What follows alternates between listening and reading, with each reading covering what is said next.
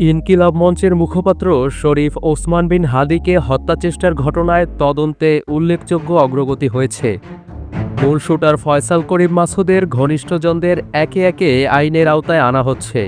আইনশৃঙ্খলা বাহিনীর জিজ্ঞাসাবাদে উঠে আসছে হামলার ভয়ঙ্কর সব পূর্ব পরিকল্পনা। কিলিং মিশনে যারা অংশ নিয়েছিল তারা ঘটনার বেশ আগে থেকেই হাদিকে কঠোর নজরদারিতে রেখেছিল।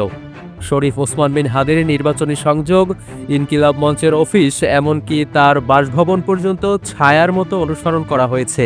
শুটার ফয়সালের ঘনিষ্ঠ সহযোগী কবিরকে জিজ্ঞাসাবাদের মাধ্যমে এসব তথ্য নিশ্চিত হয়েছে।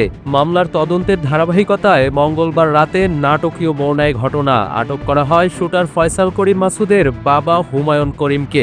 বিষয়টি নিশ্চিত করেছেন র্যাব 10-এর মিডিয়া অফিসার তাপস কর্মকার। অন্যদিকে মঙ্গলবার রাতে ফয়সালের শ্যালকের দেওয়া তথ্যের ভিত্তিতে একটি ডোবা থেকে 3টি অস্ত্র উদ্ধার করা হয়।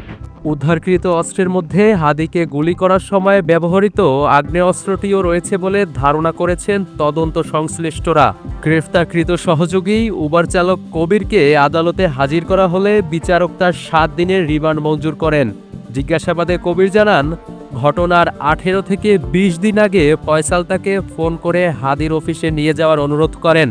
ঘটনায় ব্যবহৃত মোটরসাইকেলটি কবিরের বন্ধু মঈনুদ্দিন ইসলাম শুভ কিনেছিলেন এবং সেটি শুভই ব্যবহার করতেন বলে জানা যায়।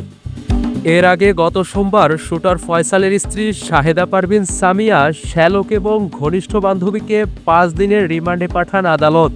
তবে এসব অগ্রগতির মাঝেও দুঃসংবাদ হল, হাসপাতালে চিকিৎসাধীন শরীফ ওসমান হাদির শারীরিক অবস্থা এখনও সংকটাপন্ন।